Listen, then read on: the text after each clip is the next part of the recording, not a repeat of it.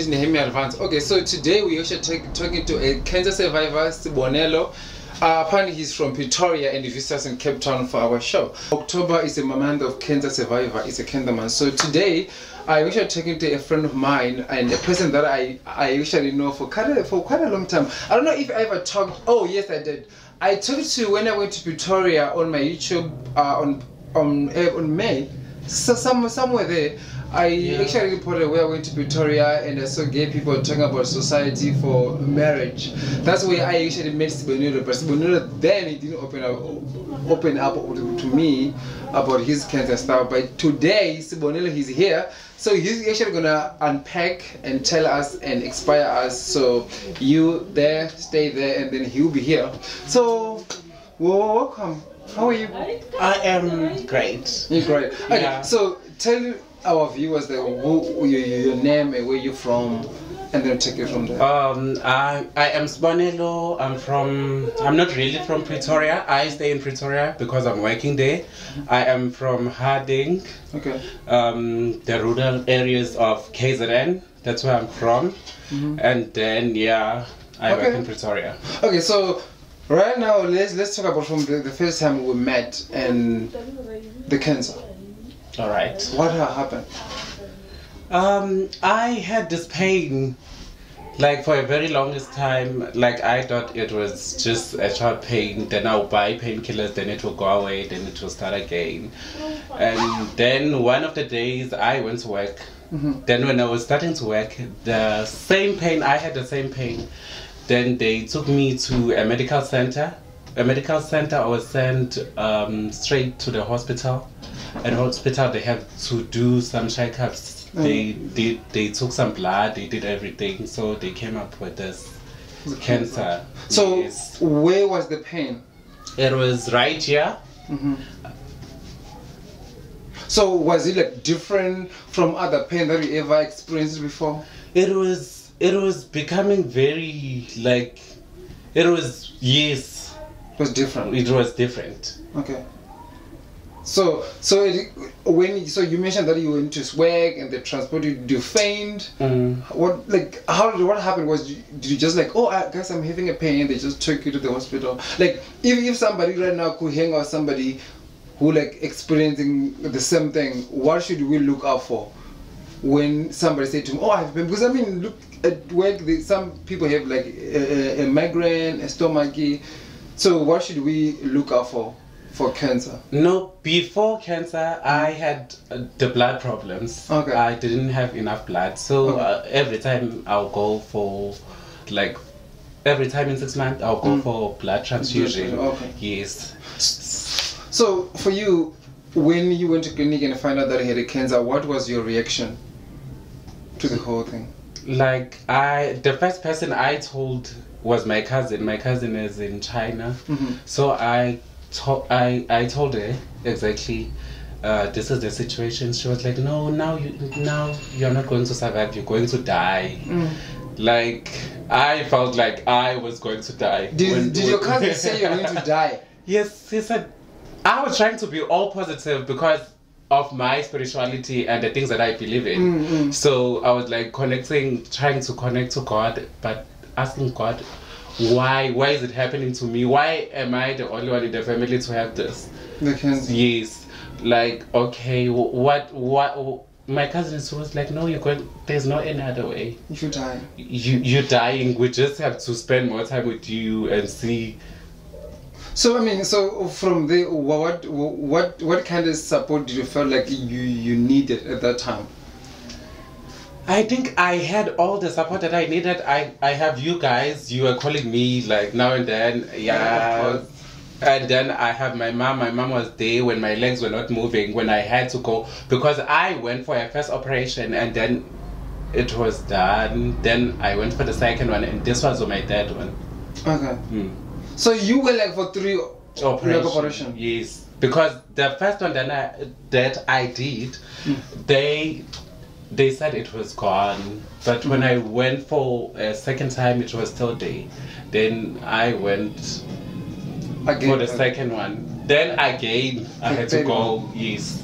So was the cancer still found at the same place or different places? In the same place, but they have now to take different skin wherever, so they can do they took skin everywhere in my body, so they can run their tests everywhere to make sure that I don't have it anywhere beside in my liver. So after the operation, what happened? I didn't go to work. For how long? I think it was 2 months or so. I was at home. I was just so depressed. I was going through a lot because even though I was trying to be so strong, but yes, but it was like there were so many things that happened. Now I had to go back and like think about stuff that happened to me before cancer. I lost my brother, I lost my sister. Then after that, when I tried to move to Joburg, there was that thing, I got raped by the gang of guys, and then I had to go back home, and this now it's cancer. So how long before you had cancer you got raped? It has been like, I think it has been 3 years. Okay. 3 years, yes. Is there anything that you did? Did you report it? Did you tell somebody? No, before I got raped, before cancer, before I got raped, I had a family. I was molested by one of the family members in my family. Oh, so it was like the chain of everything like bad that's happening. Like I went to God and I even asked God, why is it happening to me? Why do I have, maybe there's something wrong. Is there something wrong with me? Is something wrong? Maybe is it my sexuality? What is it? What have I done wrong? I was actually asking God those questions. I still remember the time we were at Easter. There was a time you could get really in touch with your God and things were going down. What was happening?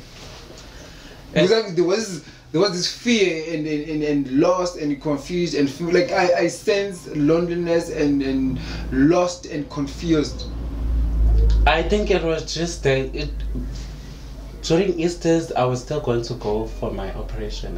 Yeah, it was before. Yes, yeah. So it was just a spiritual journey. I think I spoke to God more, so I was more connected. I just wanted my space at that time, but I even though I could accommodate everyone to my space, but I think that was my time with God. Okay. Because I have a relationship with God. So yeah. So let's say from now, what do you say to somebody who just found out that they have cancer, or somebody who found out that they have a family member who had cancer? What do you say to them there? They must not lose hope. I'm a survivor. I've survived it, and then you don't have to lose hope. Just keep on believing yourself. Try and find a spirituality. Keep people close. Whoever. Just keep your people close. Your family, your friends, your partner. Yes, try and speak to people. Don't be alone when you are going. Yes. I mean, people dealing with pain in different ways. I mean, some people want to be alone, some people want to do that. But us as a family member, let's say I have cancer, what will my family do? Because I want to be alone. What should they do? So I mean, you mentioned your cousin says you're gonna die. And that makes things super worse because you just say I'm gonna die, so I'm dying. Yeah, because I also felt like that at times, but it's just that I didn't want to believe it. This is another hot topic. There is, in Cape Town, there is a gay funeral cover for Zimbabwean. This caught my eyes. I was like, what is happening? So as Zimbabwean gay people, they think they need to open their own funeral cover to cover most of the gay people, and when they die to send back home. For me, I'm thinking it's a good idea, but why does it have to be gay? I mean, when you die, you don't die with your sexuality. I don't know, you die with your sexuality, but come on. You die, you are dead, you're freezing. I don't know, but I think there's so much benefit. But for me, I was minding my own business, and I got this WhatsApp message, and I was like, okay, this is cute, but I'm not here for it. Okay. On a Saturday, there was a gay pride in Joburg, whereby most of Zimbabwean people have attended. Like, for some reason, I saw so many gay people who actually work, who stay in Zimbabwe, they attended it. Because for me to actually notice this was the gay pride, there was this car which was painted to a rainbow thing. Bezna, did you see that? I did, honey, okay. I did. Okay. And there was Anthony Chigwada. I don't know if people know Anthony Chigwada. He was wearing this beautiful less black number. Bezza, did you see? Remember I showed you? Yes, we were sitting together. Like, it was actually very beautiful. I liked it. I love it. And my understanding, I think the first time I actually met him, he was disowned by his parents after some guy took advantage of him and make a sexy tape. And the sex tape was like all over Cape Town and Zimbabwe. And he actually wasn't aware that the situation was happening.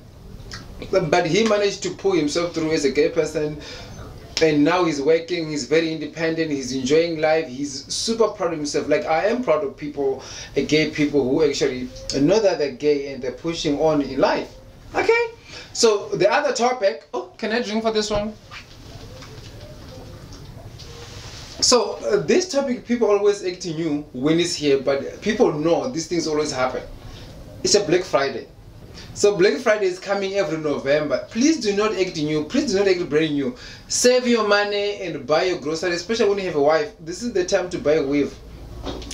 Brazil, does the weave company be on sale on Black Friday? I haven't heard anything about weave sales, but if there are any, I think it will definitely be all over social media. Mm-hmm.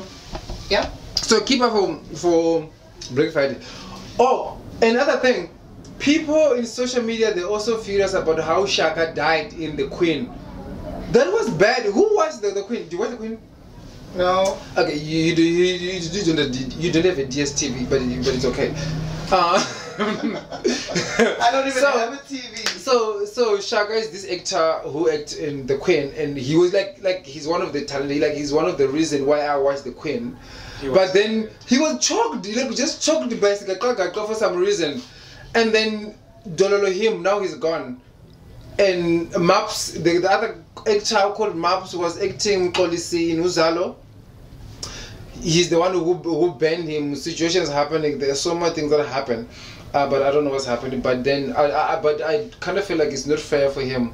They're supposed to have this big funeral, and somebody was supposed to go to jail, and they're supposed to pay money. You know, like what they should do in the Queen. Like, somebody go to jail and they pay money, bail, and then the person is home. They never go to court, but the docket is missing. That's South African drama in real life in South Africa. Okay, so the other thing, last season.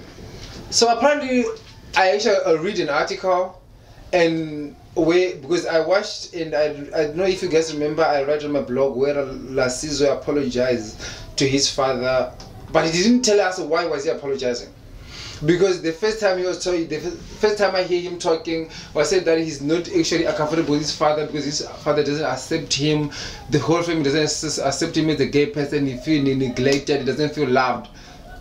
Then the last episode of season 2, the episode 13, he apologized. That was the last episode. Like, why is he apologizing?